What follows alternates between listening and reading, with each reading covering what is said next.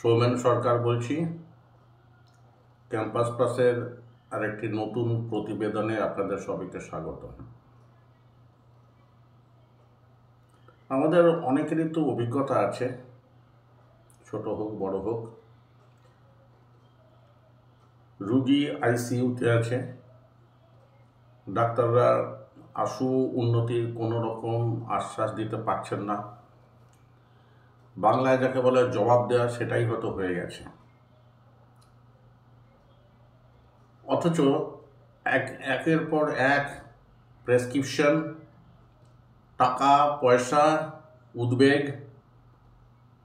এবং তার সঙ্গে ব্যাপারটা হচ্ছে যে রোগীর যে যন্ত্রণা, সমস্ত কিছু মিলিয়ে এমন একটা পরিবেশ, রুগীর বাড়ি এবং রুগী নিজে, যদি রুগী অফকোর্স যদি সজ্ঞানে থেকে থাকেন, যে সেখানে সঠিক সিদ্ধান্ত নেওয়াটা অত্যন্ত মুশকিল।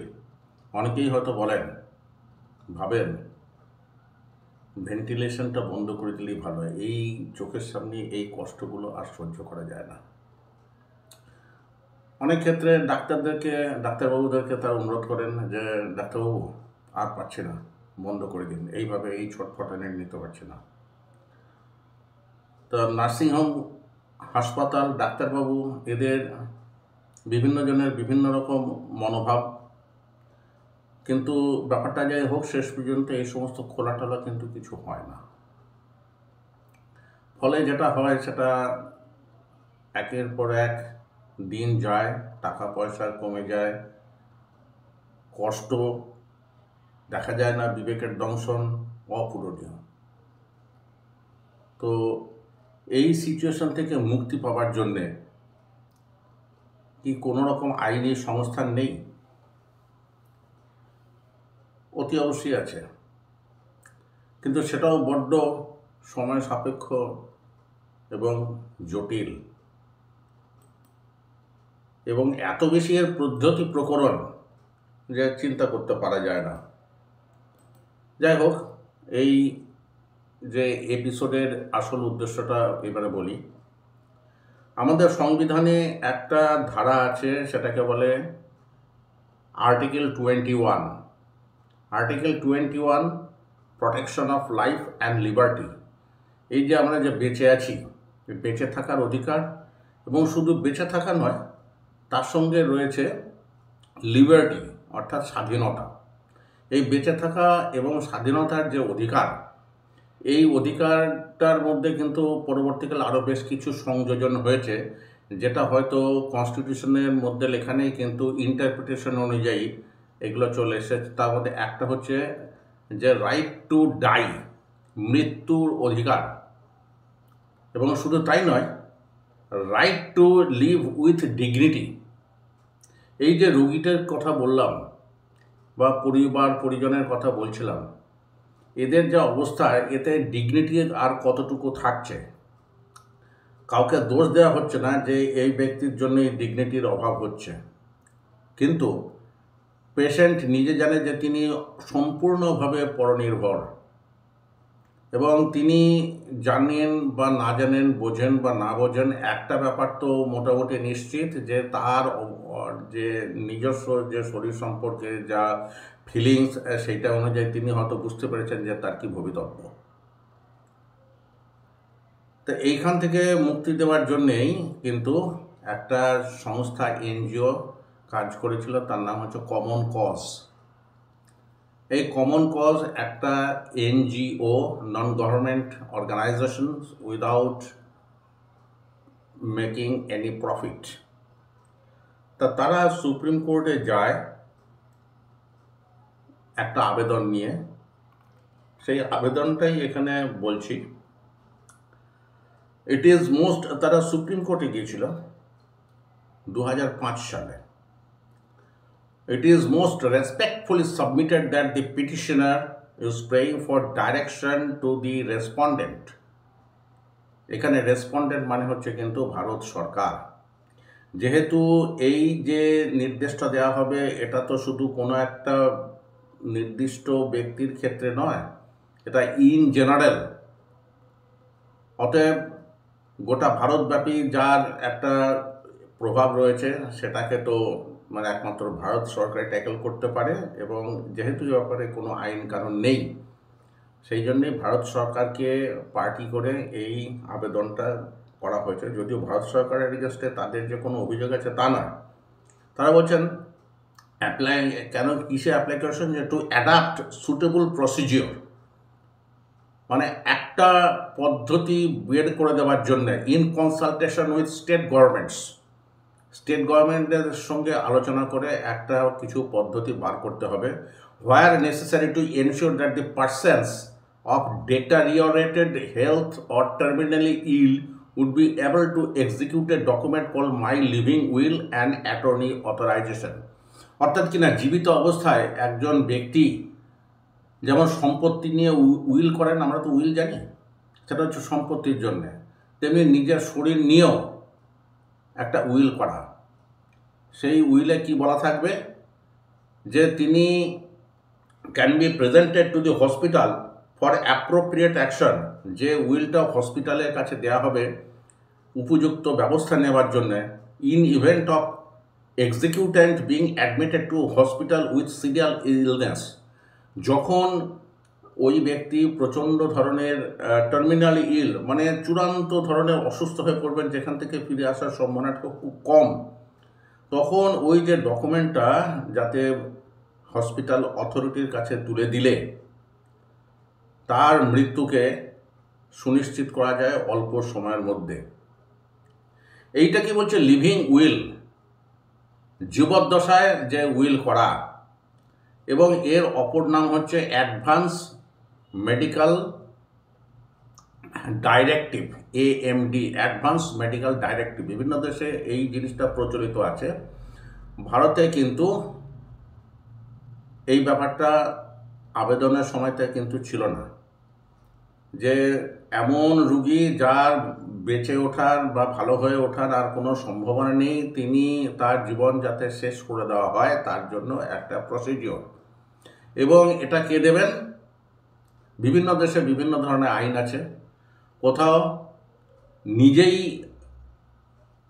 সজ্ঞাতে এবং সুস্বাস্থ্যে উইদাউট বিং প্রেশার্ড এবং অন্য কোনো রকম ইনডিউসমেন্ট, অর্থাৎ কোনো প্রভাবের বাইরে থেকে তিনি যদি উইল করে যান যে এই কন্ডিশনে তার যাতে মৃত্যু ত্বরান্বিত করা হয় তার জন্য উপযুক্ত ব্যবস্থা নেওয়া হোক, এইটা তারা সুপ্রিম কোর্টের কাছে আবেদন করেন 2005 সালে। এবং এই যে আবেদনটা সুপ্রিম কোর্টের 3 বিচারপতির একটি বেঞ্চ বিবেচনা করেন। সেই বেঞ্চে ছিলেন প্রাক্তন প্রধান বিচারপতি P. সদাশিবম, প্রাক্তন প্রধান বিচারপতি রঞ্জন গগৈ এবং বিচারপতি শিভ কীর্তি সিং। কেস নাম্বারটা red petition civil number 215 of 2005। 2005-এ যদিও অ্যাপ্লাই করলেন, কিন্তু জাজমেন্ট বেরোলো কিন্তু 2014 ফেব্রুয়ারি মাসের 25 তারিখে। তারা তো বলেছিলেন যে বিশেষজ্ঞদের মতামত নিয়ে এমনভাবে একটা প্রসিডিওর তৈরি করা হোক, গাইডলাইন তৈরি করা হোক, যাতে মৃত্যুকে ত্বরান্বিত করার ব্যাপারটা আইনসঙ্গত করা যায়। তাই এই যে বেঞ্চ, 3 বিচারপতির যে বেঞ্চ, তারা পুরনো জাজমেন্টগুলো ঘেঁটে দেখলেন যে রাইট টু লাইফ অ্যান্ড লিবার্টির মধ্যে রাইট টু ডাই বা এ সমস্ত ব্যাপার যদিও উল্লিখিত হয়েছে বা ইনক্লুডেড হয়েছে, কিন্তু ইংরেজিতে যেটাকে বলে ইউথানাসিয়া, অর্থাৎ নিজের জীবনকে নিজে শেষ করে দেওয়া। ইউ মানে হচ্ছে গ্রিক অর্থে ইউ মানে হচ্ছে গুড, থানাটন মানে হচ্ছে ডেথ, অর্থাৎ কেন গুড ডেথ, কারো মুখাপেক্ষী না থেকে টার্মিনাল ইলনেসের ক্ষেত্রে রুগী নিজেই নিজের জীবন সম্পর্কে যে সিদ্ধান্ত নিচ্ছেন শেষ করে দেওয়ার জন্য, সেটাকেই বলে ইউথানাসিয়া। এই ইউথানাসিয়ার কিন্তু দুভাবে হয়, একটা হচ্ছে প্যাসিভ ইউথানাসিয়া আর একটা হচ্ছে active euthanasia. What is passive euthanasia? ধরুন লাইফ সাপোর্টে পেশেন্ট রয়েছে, তা কোনো একটা সুইচ অফ করে দিলে পেশেন্ট হয়তো মুহূর্তের মধ্যে বা অল্প কিছুক্ষণের মধ্যে মারা যাবেন। এইটাকে বলছে অ্যাক্টিভ ইউথানাসিয়া, অর্থাৎ কিনা সেখানে কিছু একটা করলে তাহলে কিন্তু এই মৃত্যুটা ত্বরান্বিত হবে। আর দ্বিতীয় ক্ষেত্রে ব্যাপারটা হচ্ছে যে passive euthanasia. What is passive euthanasia? মানে হচ্ছে ধরুন পেশেন্টের এখন এই ট্রিটমেন্টটা প্রয়োজন, কিন্তু তাকে সেই ট্রিটমেন্টটা দেওয়া হলো না। এখানে কিছু না করাটাই মানে হচ্ছে করা, অর্থাৎ এইটাকে বলছে প্যাসিভ ইউথানাসিয়া। তো বিচারপতিরা দেখেছেন যে মানে রাইট টু ডাইটা উইথ ডিগনিটিটা যদিও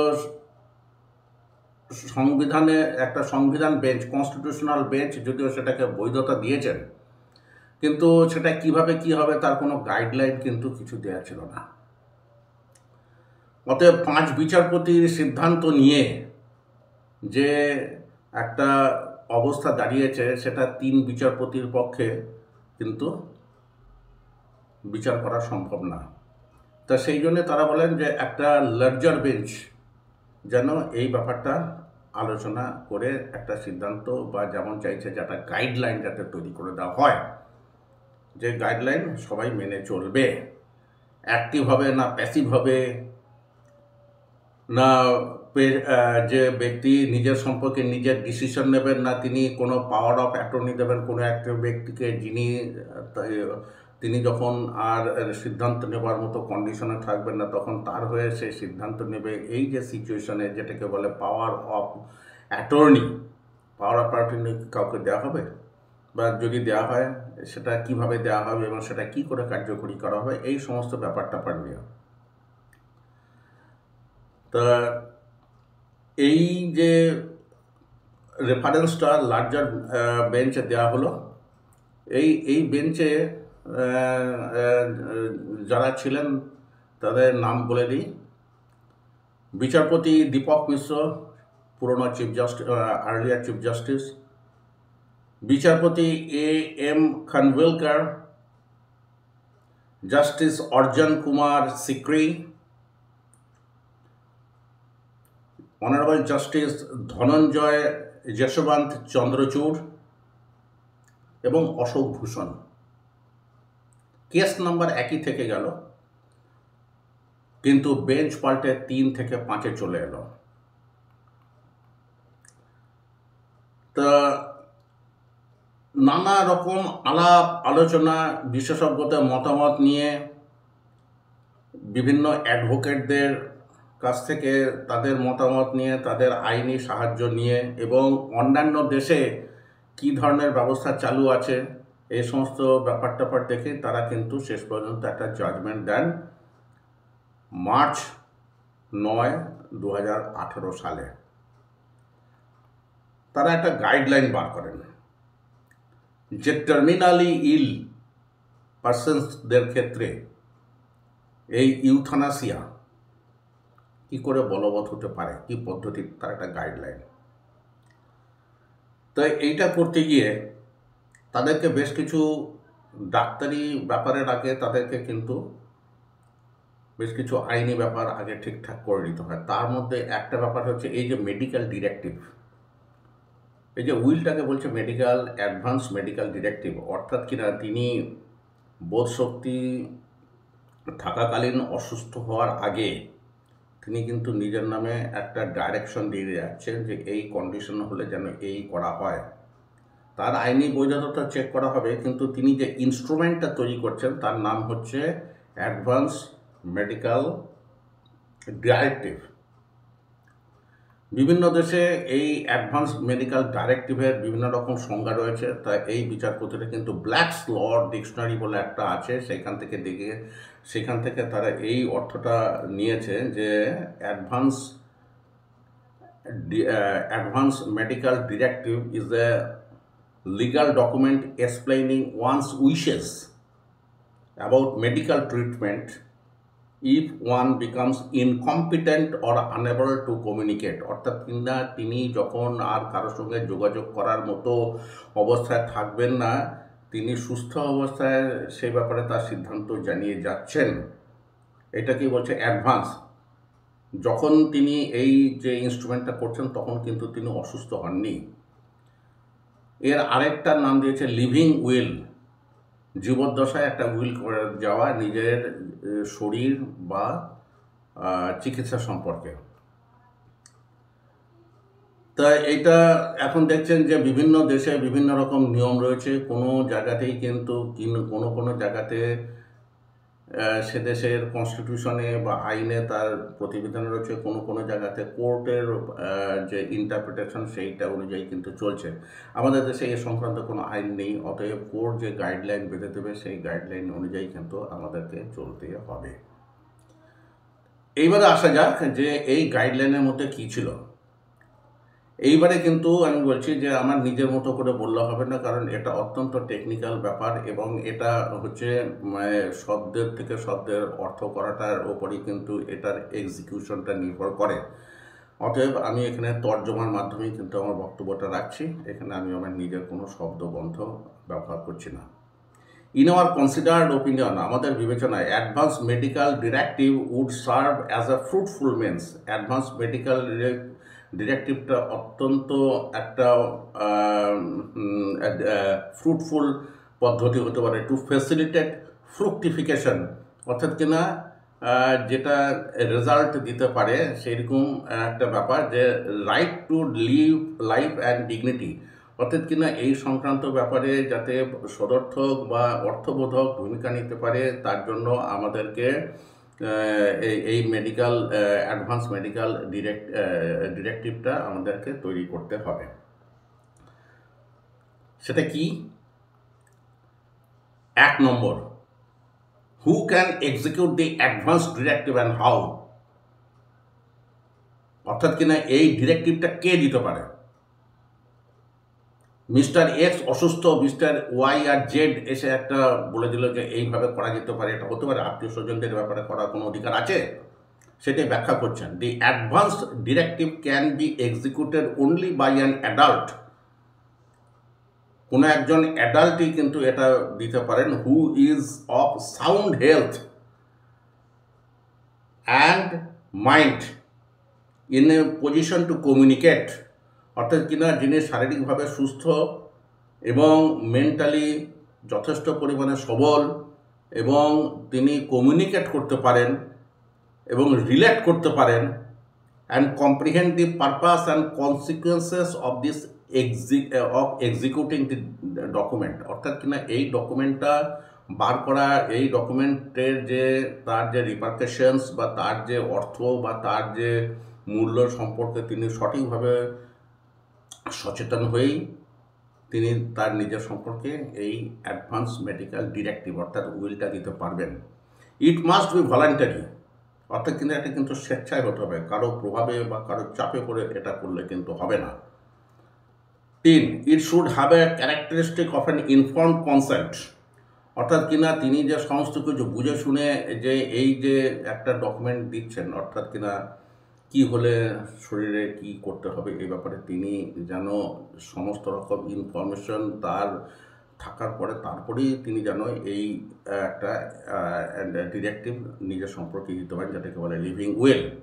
ইট শ্যাল বি ইন রাইটিং, এটাকে লিখিত হতে হবে, stating as to when medical treatment may be withdrawn, এবং এখানে বলতে হবে যে কখন তার চিকিৎসা বন্ধ করতে হবে, or no specific medical treatment shall be given, অর্থাৎ কিনা কখন মেডিকেল ট্রিটমেন্ট বন্ধ করতে হবে বা উইথড্র করতে হবে, এটা তিনি নিজে বলে যাবেন। এবং এটা বলার সময়তে তার যেন সমস্ত জ্ঞান থাকে যে তিনি কি সে সই করছেন, কেন সই করছেন, তার কি অর্থ, সেটা যেন বুঝে শুনে তারপরেই তিনি এটা সই করেন। আচ্ছা, এই যে অ্যাডভান্স মেডিকেল ডাইরেক্টিভ, এতে কি থাকবে? It should clearly indicate the decision relating to the circumstances in which withholding or withdrawal of medical treatment can be resorted to. এখানে বলে থাকবে কোন পরিস্থিতিতে কখন চিকিৎসা বন্ধ করতে হবে বা উইথড্র করতে হবে। এই যে বললাম উইথড্র মানে হচ্ছে যে ধরুন একটা সুইচ টিপে দিলেন, ব্যাস যে ভেন্টিলেশন বন্ধ হয়ে গেল, এটাকে বলছে অ্যাক্টিভ। আর এখন এই ওষুধটা দেওয়া দরকার, কিন্তু তাকে সেই ওষুধটা দেওয়া হলো না, তার মানে এটা হচ্ছে প্যাসিভ। এটা হচ্ছে যে উইথহোল্ডিং। তা তিনি নিজে বলে যাবেন যে কখন এটা করা যাবে। It should be in specific terms and instruction must be absolutely clear and unambiguous. মানে কোনো রকম দ্বিতীয় অর্থের কোনো রকম সম্ভাবনা থাকবে না, অ্যাবসোলুটলি ক্লিয়ার হতে হবে এবং স্পেসিফিক হতে হবে। এইভাবেই কিন্তু এই ডিরেক্টিভটা তৈরি করতে হবে। 10. It should disclose that the executor, অর্থাৎ কিনা যিনি এই উইলটি তৈরি করছেন, has understood the consequences of executing such a document, অর্থাৎ কিনা তিনি যে সমস্ত কিছু বুঝে শুনে এটা করছেন, এটা কিন্তু তাকে বলে দিতে হবে। It should specify the name of A guardian or close relative, অর্থাৎ কিনা তিনি সাপোজ এমন একটা সিচুয়েশন হলো যখন তিনি নিজে আর সিদ্ধান্ত নেবার কন্ডিশনে নেই, ধরা যাক যে তিনি কোমায় চলে গেছেন, অর্থাৎ সেখানে তার হয়ে কিন্তু কাউকে একটা সিদ্ধান্ত নিতে হবে। এখানে সেই যে পাওয়ার অফ অ্যাটর্নি কার্ড থাকবে, সেটাও কিন্তু এই ডকুমেন্টের মধ্যে বলে দেওয়া থাকবে। 4. In the event that there is more than one valid directive, ধরুন উইল যেমন হয় বিভিন্ন সময়তে উইল পাল্টে যায়, তেমনি এখানে এই ডিরেক্টিভগুলো কিন্তু পাল্টে যেতে পারে।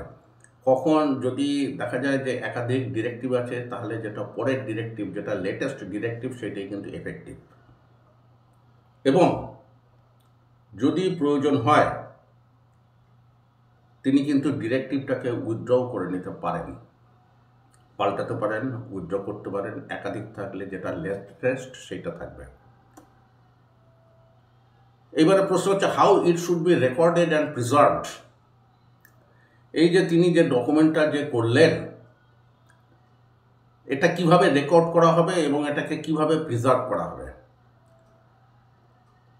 According to the guideline, the document should be signed by the executor, অর্থাৎ যিনি উইল করছেন তিনি নিজে সই করবেন, in the presence of two witnesses, attesting witnesses, দুজন ইন্ডিপেন্ডেন্ট সাক্ষীর উপস্থিতিতে তিনি কিন্তু এটা সই করবেন।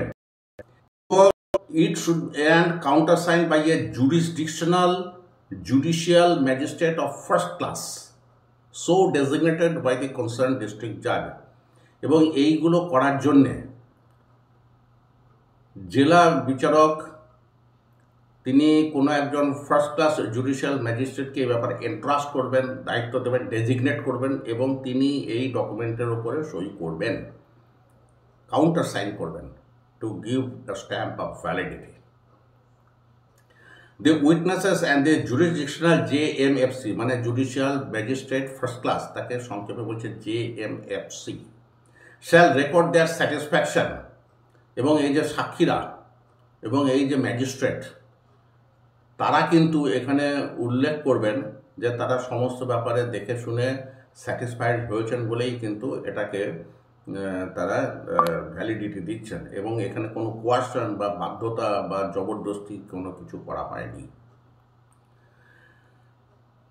এই যে magistrate, he will preserve one copy of the document in his office, এই ডকুমেন্টের একটা কপি ম্যাজিস্ট্রেট নিজের কাছে রাখবেন, in addition to keeping it in digital format, অর্থাৎ ডিজিটালেও এটা রাখবেন এবং হার্ড কপিতেও রাখবেন।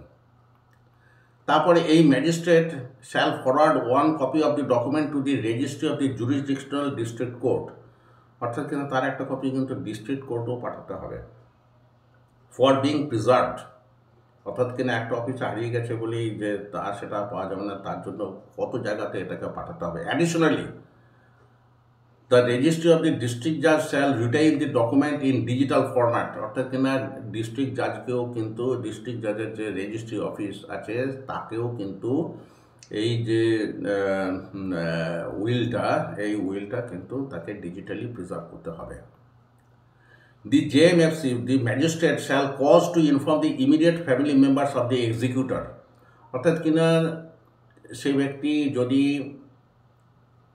পরিবারের কোনো সদস্যকে ছাড়াই যদি এই উইলটা করে থাকেন, এই ডিরেক্টিভটা দিয়ে থাকেন, ম্যাজিস্ট্রেটের কাজ হচ্ছে পরিবারের ব্যক্তিদেরকে এটা জানিয়ে দেওয়া যে এই ব্যক্তি এই ধরনের জিনিস একটা করেছেন,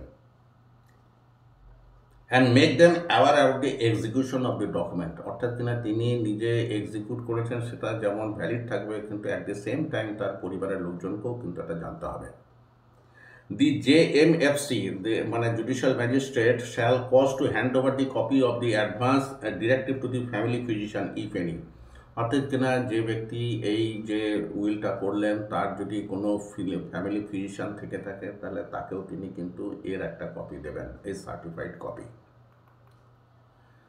এবারে প্রশ্ন উঠছে যে এই যে ডিরেক্টিভটা দেওয়া হলো বা এক্সিকিউটেড হলো, এটা কখন ইমপ্লিমেন্ট করা হবে, কোন পরিস্থিতিতে এবং কি পদ্ধতিতে? In the event the executor becomes terminally ইল।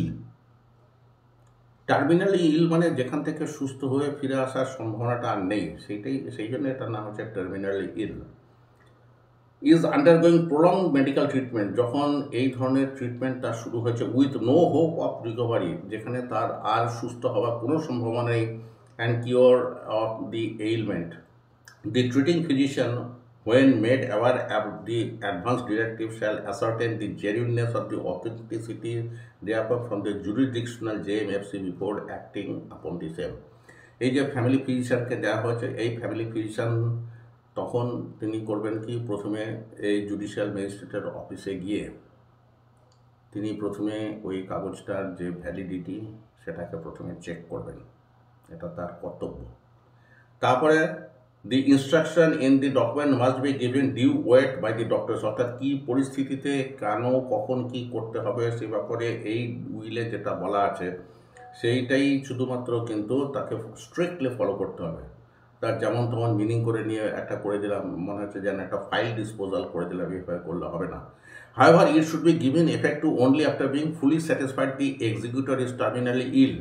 অর্থাৎ কিনা এটাকে তখনই এটা পরিণতি পাবে যখন এটা এস্টাবলিশড হবে যে এই ব্যক্তির আর ফিরে আসার সম্ভাবনাটা, সুস্থ জগতে আর ফিরে আসার কোনো সম্ভাবনা নেই, and is undergoing prolong treatment or is surviving on life support. অর্থাৎ লাইফ সাপোর্ট সিস্টেমের মাধ্যমে তিনি বেঁচে রয়েছেন, সাপোর্টটা উদ্যোগ করলে তিনি শেষ হয়ে যাবেন। Only then it will be implemented, এবং ফ্যামিলি ফিজিশিয়ানকে সে ব্যাপারে আগে নিশ্চিত হতে হবে। If the physician treating the patient, executor or document is satisfied that the instruction given in the document need to be acted upon, অর্থাৎ কিনা এখানে যেটা বলা হয়েছে সেটা এখন কাজে পরিণত করার সময় এসেছে, he shall inform the executor or his guardians or close relatives, তখন তিনি এই এক্সিকিউটরকে, অর্থাৎ কিনা যিনি উইলটা করেছেন বা তার পরিবারের লোকজন সবাইকে জানিয়ে দেবেন about the nature of illness, অর্থাৎ কিনা তার যে অসুস্থতার ব্যাপারে তাকে জানাবেন, দি অ্যাভেলেবিলিটি অফ মেডিকেল কেয়ার, অর্থাৎ কিনা ওই হসপিটালে কী ধরনের মেডিকেল কেয়ার দেওয়া সম্ভব, and consequences of alternative forms of treatment, যদি অল্টারনেটিভ ট্রিটমেন্ট মানে হচ্ছে যদি পরিবর্তন কোনো রকম চিকিৎসার যদি কোনো ব্যবস্থা আছে কিনা যদি ঠিক থাকে তাহলে তার কী প্রভাব, অর্থাৎ কিনা 7-5 সমস্ত কিছু প্রস অ্যান্ড কন সমস্ত কিছু তাকে ব্যাখ্যা করতে হবে। এবং the executor has cogitated over the options, এই যে এত সমস্ত ব্যাপার সমস্ত কিছু কিন্তু কিছু এক্সিকিউটর, অর্থাৎ কিনা যিনি উইল করেছেন তিনি যদি সজ্ঞানে থাকেন তো ভালো, আর তা যদি না থেকে থাকেন তাহলে তার যে পাওয়ার অফ অ্যাটর্নি এবং হোল্ডার আর তার বাড়ির যে লোকজন তাদের সবাইকে কিন্তু এই ব্যাপারে একটা ঐক্যমত্যে আসতে হবে। দি ফিজিশিয়ান অবলিক হসপিটাল, অর্থাৎ কিনা তিনি যদি কোনো নার্সিংহোমে বা হসপিটালে বা যে ফিজিশিয়ান আছে সেই physician where the executor has been admitted for medical treatment shall then constitute a medical board, এবং সবাই যখন একমত হলো যে না এ ব্যাপারে এখন ইমপ্লিমেন্ট করার টাইম এসছে, তখন কিন্তু একটা মেডিকেল বোর্ড গঠন করতে হবে। এই মেডিকেল বোর্ডে কারা থাকবেন? at least 3 experts from the fields of general medicine, cardiology, neurology, nephrology, psychiatry or oncology with experience in critical care। অর্থাৎ কিনা এই 5-7 রকমের যে ডিসিপ্লিনের যে 20 বছরের অভিজ্ঞতা সম্পন্ন 3 জন ডাক্তার যার ক্রিটিক্যাল কেয়ারে অভিজ্ঞতা রয়েছে, তারা এসে প্রথমে এই রোগীকে প্রথমে ভিজিট করবেন। ভিজিট করে চিকিৎসা তার কি পদ্ধতি হয়েছে বা তার কি সমস্ত ব্যাপারটা বা সমস্ত চেক করে তার অর্থাৎ কিনা তারা প্রথমে একটা সরেজমিনে তদন্ত করবেন। তদন্ত করে তারা তারপরে একটা প্রাইমারি ওপিনিয়ন দেবে, সেটাকে বলছে preliminary opinion. In the event of the hospital medical board certifies that the instruction contained in the advance directive ought to be carried out, অর্থাৎ কিনা হসপিটাল নিয়োজিত যে মেডিকেল বোর্ড যদি স্যাটিসফাইড হয় যে এইবারে ওই মেডিকেল ডিরেক্টিভটা এবারে ইমপ্লিমেন্ট করার টাইম হয়েছে, the physician of the hospital shall forthwith inform the judicial collector, অর্থাৎ তিনি সঙ্গে সঙ্গে কিন্তু জুরিসডিকশনাল কালেক্টর অর্থাৎ কিনা ডিস্ট্রিক্ট ম্যাজিস্ট্রেটকে তিনি তখন জানাবেন। যেহেতু এরকম একটা অ্যাডভান্স ডিরেক্টিভ রয়েছে এবং ওই ডিরেক্টিভটা এখন প্রয়োগ করার সময় এসছে, সেই জন্য তিনি এই যে হসপিটালের যে মেডিকেল বোর্ড তারা তখন ডিস্ট্রিক্ট ম্যাজিস্ট্রেটকে জানাবেন। The jurisdictional collector then shall then immediately constitute a medical board comprising the chief district medical officer or the concerned district as the chairman and 3 experts doctor from the field of general medicine, cardiology, অর্থাৎ এখানে একইভাবে CMOH এবং আরও 3 জন বিশিষ্ট ডাক্তারবাবু from several ডিসিপ্লিনসকে নিয়ে DM তখন একটা কমিটি তৈরি করবেন, মেডিকেল বোর্ড করবে। সেই মেডিকেল বোর্ড গিয়ে তখন পেশেন্টকে দেখে আসবে এবং তারপরে যদি তারা ঐক্যমত্য হলো তো ভালো, তাহলে কি প্রতিবিধান সেটাও কিন্তু বলে দেওয়া আছে। The board constituted by the collector, অর্থাৎ কিনা ডিস্ট্রিক্ট ম্যাজিস্ট্রেট যে বোর্ডটা তৈরি করলেন, must beforehand ascertain the wishes of the executor if he is in a position to communicate, এবং আগে দেখে না হবে যে পেশেন্ট, সেই পেশেন্ট কি আর কথা বলা বা কোনো কিছু মানে কমিউনিকেট করার মতো কন্ডিশন আছেন কিনা সেটা কিন্তু প্রথমে জেনে নিতে হবে। In the event the executive is incapable of taking decision or develops impaired decision making capacity, then the consent of the guardian nominated by the executor in advance should be obtained. অর্থাৎ কিনা এই দ্বিতীয় medical বোর্ডেরও যখন বুঝলেন যে ব্যাপারটা এখন সত্যি এতটাই সিরিয়াস, তখন তারা কিন্তু বাড়ির লোকজনের একটা সম্মতি নেবেন।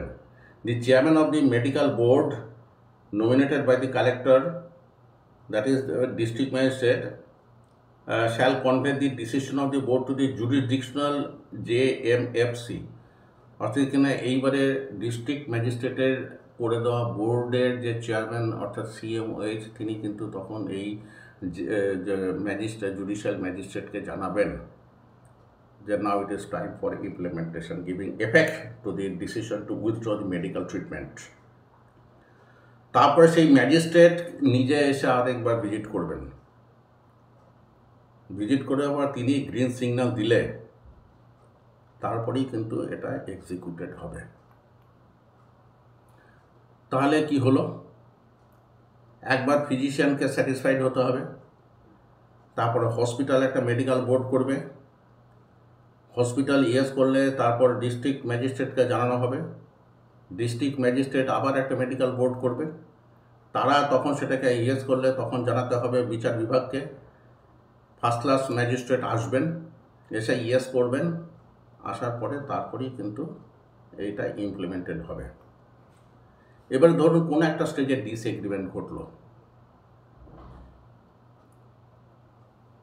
এই ডিসএগ্রিমেন্ট ঘটার সময়তে ডিসএগ্রিমেন্ট ঘটলে কি করণীয় ওখানে বলেই দেওয়া আছে যে সেক্ষেত্রে হাইকোর্টে 226-এ কিন্তু একটা দরখাস্ত করতে হবে, অর্থাৎ কিনা অর্থাৎ রোগীর বাড়ির লোকেরাই কিন্তু এ ব্যাপারে অগ্রণী ভূমিকা নেবেন এবং হাইকোর্টের ক্ষেত্রে হাইকোর্টকেও বলে দেওয়া আছে যে সব থেকে বেশি অগ্রাধিকার দিয়ে কিন্তু এ সমস্ত ব্যাপারে সিদ্ধান্ত নিতে হবে, এবং প্রয়োজনে হাইকোর্ট তার নিজের মতো করে কিন্তু একটা মেডিকেল বোর্ড করতে পারে, এবং হাইকোর্ট সেই মেডিকেল বোর্ডের সিদ্ধান্ত অনুযায়ী চলবেন।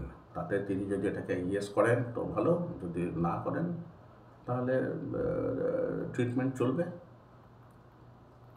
তো এই হচ্ছে ব্যাপার। এরপরে হচ্ছে revocation or inapplicability of the advance directive.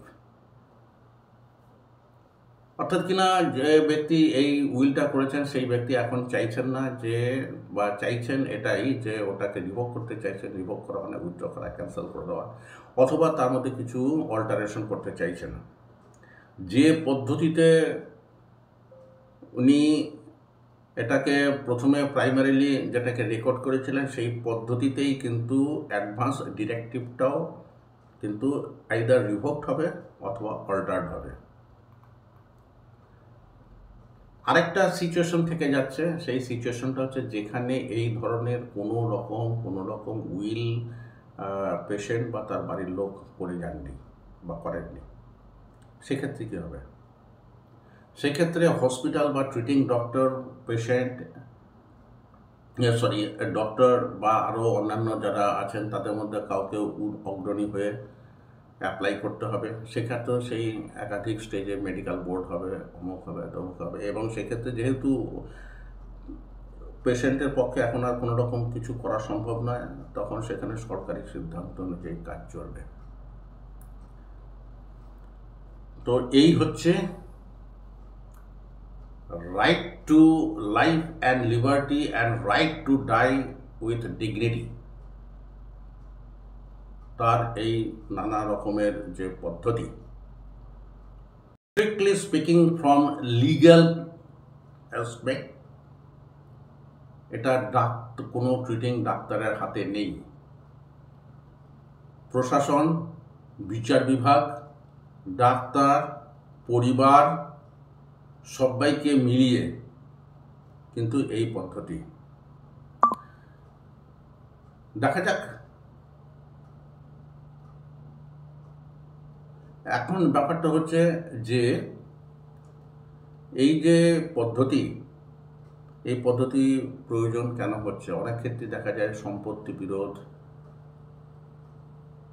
বা সত্যি জেনুইন কেস আছে, আত্মীয় স্বজনরা আউট অফ বন্ডিং অথবা আউট অফ আদার এক্সট্রানিয়াস রিজন তারা হয়তো চাইছেন এই ব্যক্তি এখন ইহলোক ছেড়ে চলে যাওয়াটাই ভালো। তাদের ক্ষেত্রে হয়তো এই ব্যাপারটা ইম্পর্ট্যান্ট। সবই তো এই সমস্ত ক্ষেত্রে তো মানুষের হাতে তো বিশেষ কিছু নেই। মৃত্যুকে ত্বরান্বিত করাটা আছে, কিন্তু কার কখন কিভাবে কি হবে বা না হবে সেটা তো কারো হাতে নেই, না আছে কোর্টের হাতে, না আছে প্রশাসনের হাতে। এপিসোডটা কেমন লাগলো অনুগ্রহ করে জানাবেন। শেষ করি।